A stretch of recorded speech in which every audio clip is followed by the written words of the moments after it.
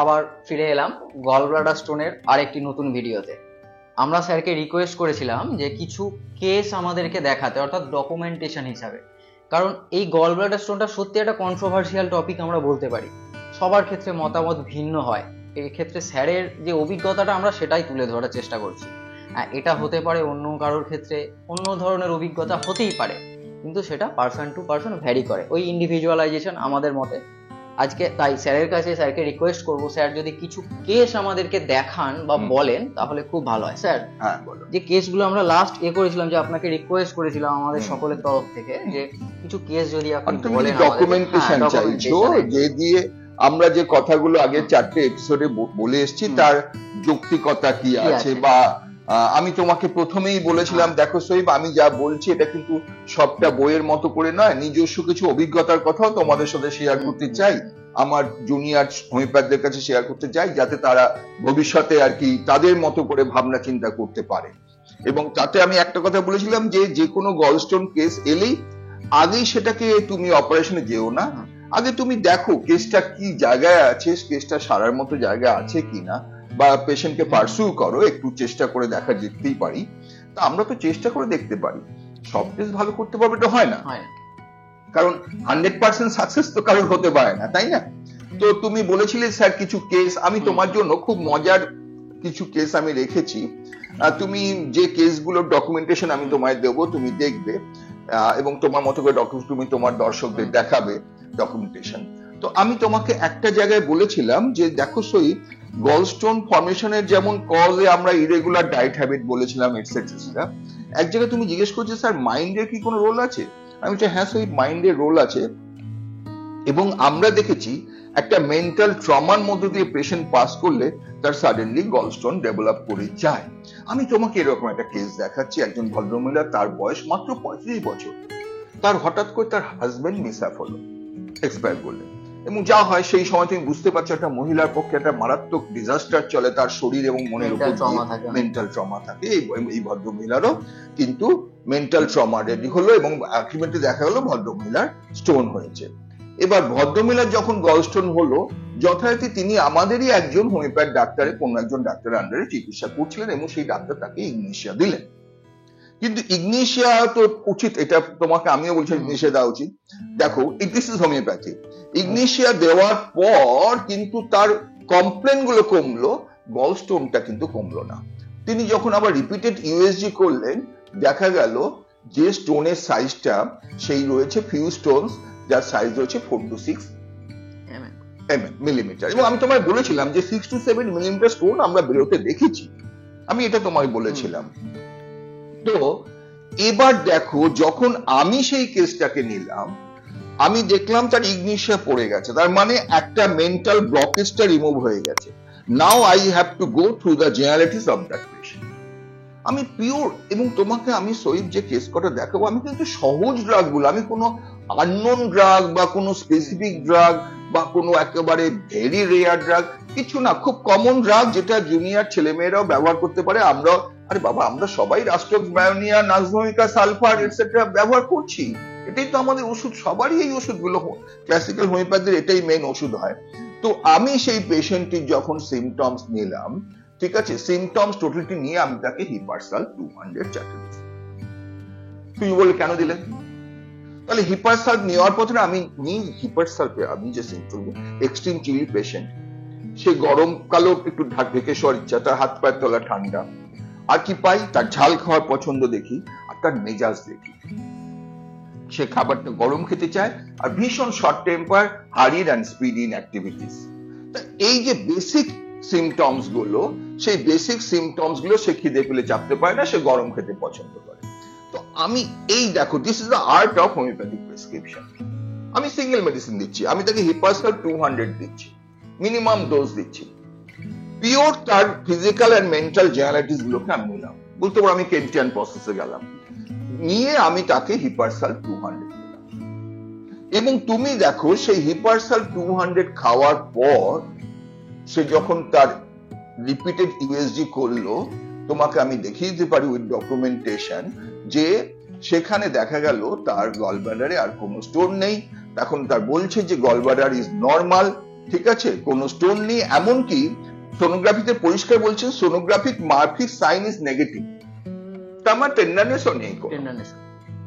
তার মানে তোমাকে যে আমি একটা কজ বলেছিলাম, আমি সেই কজের এগেনস্টে আমি গিয়ে তোমায় কেসটা বললাম যে দেখো কি সুন্দর ভাবে মেন্টাল কস্টটাই ছিল, ইগনিশে আমার কোন একজন কলিগ দিয়েছেন, তিনি ঠিক দিয়েছেন, তারপরে স্টোনটা না যাওয়াতে পেশেন্ট আমাকে চলে এলো, আমি কিন্তু ঠিক ফলো করতে পারলাম এবং কনস্টিটিউশন দিলাম, তার গল স্টোনটা বেরিয়ে গেল।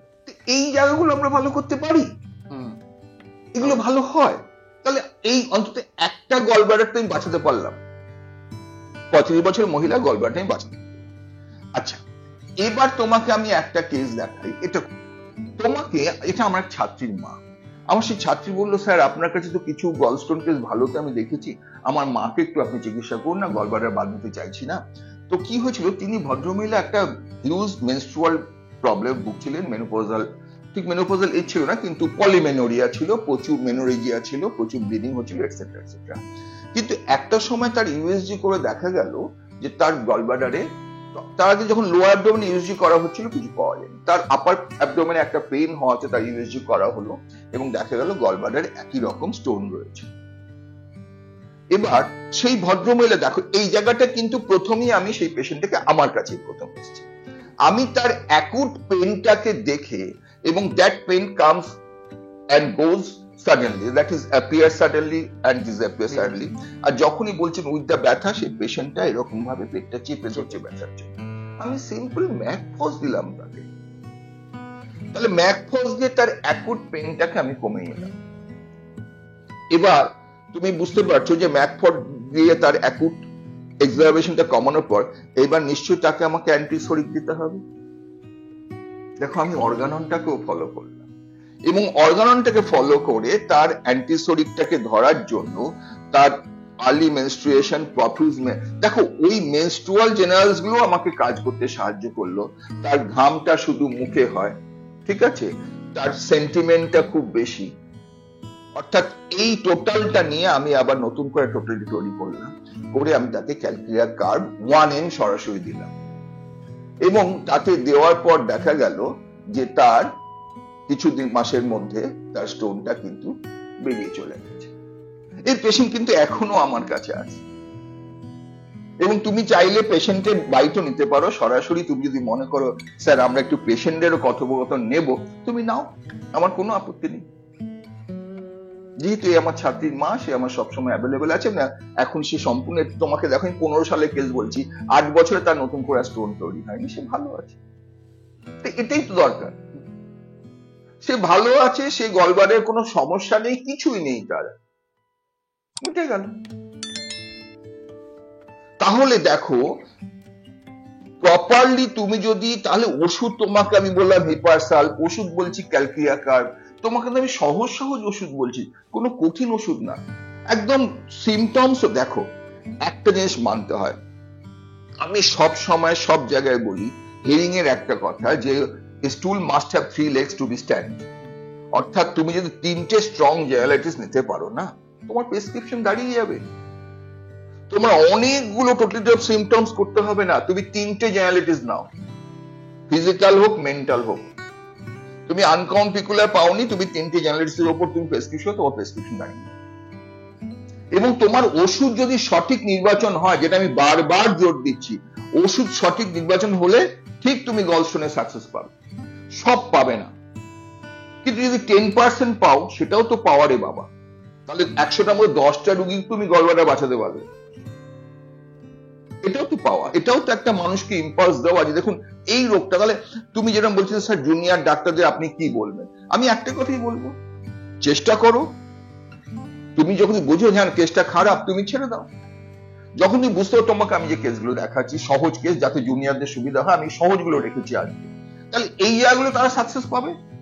তোমাকে একটা কেসের কথা বলি, খুব সুন্দর একটি কেস, স্লাজ হয়েছে, কিছু স্টোন হয়ে রয়েছে, ভদ্রমহিলার 20 সালে মার্চ মাসে তার ইস্যু হয়েছে, আর এপ্রিল মাসে পেটে ব্যথা, 1 মাসের মধ্যে 1 মাসে পেটে ব্যথা। এবার বাচ্চা একেবারে ছোট, ব্রেস্ট মিল্ক খায়, তার অপারেশন করার মতো কোনো সুবিধা নেই, এই জায়গায় দেখবে তোমরা অনেক রোগী পাবে, এইরকম জায়গায় অনেক রোগী পাবে, হার্ট পেশেন্ট গলস্টোন হয়েছে, তাকে অপারেশন করা যাচ্ছে না। ওই আমাদের সাকসেস তো প্রথম ওই জায়গা থেকে শুরু হলো, যখন অ্যালোপ্যাথিতে অপারেশন করা যাচ্ছে না, রোগীরা আমাদের কাছে আসছে, বাধ্য হয়ে আসতে হচ্ছে যে আপাতত এই ভদ্রমহিলা, ডাক্তার আপাতত আপনি আমার ব্যথাটা কমিয়ে দিন, যাতে আমি বাচ্চাটা একটু বড় হলে আমি যা হয় বাচ্চাটা একটু বড় হলে তারপর আমি অপারেশন করে নেবো, এখন আপনি ব্যথাটা কমিয়ে দিন। ভালো কথা। আমি যখন তার সিমটমস নিলাম, দেখো সিমটমস নিয়ে সে বলছে পিঠ থেকে একটা ব্যথা তোমার পেটের দিকে আপার অ্যাবডোমেনে চলে আসছে। ঠিক আছে, কিছুতেই ব্যথাটা কমছে না, ঢেকে উঠলে কমছে না, বরঞ্চ একটু ফ্লেটাস পাস করলে কমছে। বিকেলে বা সন্ধ্যের দিকে তার ব্যথাটা একটু বাড়ছে, সে গরম খেতে পছন্দ করছে, সে হট পেশেন্ট। তার স্টুলটা দেখছি ইনিশিয়ালি হার্ড হয়ে তারপর সফট হচ্ছে। আমি তাকে সহজ ওষুধ, তুমি বলে দিচ্ছ লাইকোপোডিয়াম, তা তুমি আমার বই থেকে দেখেছো, আমি এই সিমটম গুলো আমার বইতে লিখেছি বলে তো বলেছি লাইকোপোডিয়াম। ইয়েস, আমি লাইকোপোডিয়াম দিয়েছি, এবং লাইকোপোডিয়াম দেওয়ার পর তার ব্যথাগুলো কমে গেল আস্তে আস্তে। কিন্তু সমস্যা যেটা দাঁড়ালো, দেখো যে আস্তে আস্তে দেখা যায় তার পায়খানাটা পরিষ্কার হচ্ছে না। বারবার আমার কাছে কমপ্লেন করছে আমার পায়খানাটা পরিষ্কার হচ্ছে না, আরো শক্ত হয়ে গিয়েছে। আগে তবু প্রথম দিকটা শক্ত, এখন পুরো পায়খানাটা শক্ত হয়ে যাচ্ছে, পায়খানাটা একটু জ্বালা জ্বালা করছে, আর আমার হাত পায়ের তলাগুলো জ্বালা জ্বালা করছে। এর আগে তোমায় বললাম হট পেশেন্ট, আমি তাকে কমপ্লিমেন্ট করলাম সালফার। কিছু না, সেফ লাইকোপোডিয়াম একেবারে চেনার রাখ, তারপর সালফার থাকবে। এবং এইটা যখন হলো, ভদ্রমহিলা যখন বাচ্চাটা একটু বড় হয়েছে, বলে ডাক্তারবাবু আমার তো বাচ্চাটা বড় হয়ে গেছে, তাহলে এখন কি করব, কিন্তু আমার তো পেটে ব্যথাটা তো আর ওঠেনি, তাহলে কি গলব্লাডারটা বাদ দেবো না তা তো বুঝতে পারছি না। আমরা গলব্লাডারটা আপনি বাদ দেবেন, দেওয়ার আগে একবার ছবিটা করুন, দেখা যাক। বলছে আমার কিন্তু মনে হচ্ছে ভালো হয়ে গেছি, কারণ আমার আর ব্যথাটা তো হচ্ছে না। আমার খুব ভালো কথা, আপনার ছবি করুন। এবং দেখো তিনি ছবি করলেন, দেখা গেল তার গলব্লাডারে কোনো স্টোন নেই, স্প্লাজও সব বেরিয়ে গেছে, পুরো হেলদি হয়ে গেছে। তাহলে সেই সময় ডাক্তাররা তার গলব্লাডার বাদ দিতে চেয়েছিল। এবার সে যেহেতু অলরেডি একটা সিজার হয়েছে, আবার বাচ্চাটা 1 মাসের, সে করতে পারছে না, ওই রকম একটা জায়গা থেকে সে আমার কাছে নিরুপায় হয়ে এসেছিল, আমি তার গলব্লাডারটা বাঁচিয়ে দিলাম। সেকেন্ড আর ওটি তাকে করতে হলো না, সে ভালো হয়ে গেছে। সে এখন আমার ওষুধ খায়, বলে না আমার গলব্লাডার কোনো সমস্যা নেই, আপনি আমার এই পায়খানা এখানে এইগুলো দেখুন, অম্বল টম্বল গুলো দেখুন, এইগুলো ওষুধ। এবং তোমাকে আমি একটা কথা সই বলেছিলাম যে আমরা কিন্তু এটা তুমি বারবার তুমি সবাইকে ইম্পালসটা দেবে, গলস্টোন বেরিয়ে গেল বলে তুমি পেশেন্টটাকে ছেড়ে দেবে না, তুমি তাকে একটা র্যাডিক্যাল হোমিওপ্যাথিক ট্রিটমেন্টের মধ্যে রাখবে। কারণ তুমি জানো না তার কেমিক্যাল ব্যালেন্সটা ঠিক হচ্ছে কিনা, যে কোনো স্টোন ফর্ম হতে পারে। হ্যাঁ, আমি কিন্তু রোগীদের বলি না স্টোন বেরিয়ে গেছে বলে আপনি ভালো হয়ে যাননি, আপনি আসুন ওষুধ খান, অন্তত একবার হলো 2 মাস ছাড়া আমাকে একবার রিপোর্টিং করুন, আমি বুঝলে ওষুধ দেবো, না বুঝলে দেবো না। অর্থাৎ তুমি এই ইম্পালসটা সবাইকে দেবে যে গলস্টোন ভালো হয়ে যাওয়ার পরও তুমি পেশেন্টটাকে একটা র্যাডিক্যাল হোমিওপ্যাথিক ট্রিটমেন্টে রাখবে, একটা কনস্টিটিউশন ট্রিটমেন্টে রাখবে, যাতে নতুন করে স্টোন ফর্ম না হয়। আপনাকে স্যার অসংখ্য ধন্যবাদ আমাদেরকে এত সুন্দর সুন্দর কেস বললেন বলে। তবে চেষ্টা করব যেন আপনাকেও রিকোয়েস্ট করব যদি আরো আমাদেরকে এরকম কেস দেখান, আমরা তো অনুপ্রাণিত হব, সাথে আমাদের জনসাধারণ অনেক সচেতন হবে যে ছোট ছোট স্টোন থাকা সত্ত্বেও আমরা কেন বাদ দিয়ে দেবো গলব্লাডার। আমরা একটু দেখি না, আমার যদি ডাক্তারবাবুরা বোঝে অবশ্যই আমরা রেফার করে দেবো, যদি বুঝি সেরকম হলে পারবো না। যেমন তোমাকে আমি ব্লকেজ বলছি যে হ্যাঁ হিউজলি ডায়ালেটেড গলব্লাডার হয়ে রয়েছে, মাল্টিপল স্টোন হয়ে রয়েছে, ওই স্টোন গুলো তো বের করতে ক বছর লাগবে, ঠিক আছে এটা অপারেশন। বা তোমাকে বলেছিলাম ফুল কন্ট্রাক্টেড গলব্লাডার, সেখানে গলব্লাডার সে ক্ষমতায় নেই, তার সাথে স্টোন রয়েছে, গলব্লাডার কন্ট্রাক্ট করতে পারছে না, তো গলব্লাডার প্যাথোলজি ডিস্টার্ব হয়ে গেছে। হ্যাঁ, সেগুলো তো আমরা ছেড়ে দেবই বলেছিলাম। স্যারকে অসংখ্য ধন্যবাদ এবং আপনাদেরকে অসংখ্য ধন্যবাদ আমাদের এত ভালোবাসা দেওয়ার জন্য। আবার ফিরে আসবো কোনো এক ভিডিওতে স্যারকে সঙ্গে নিয়ে। ততক্ষণের জন্য সুস্থ থাকুন, ভালো থাকুন। জয় হিন্দ, বন্দে মাতরম।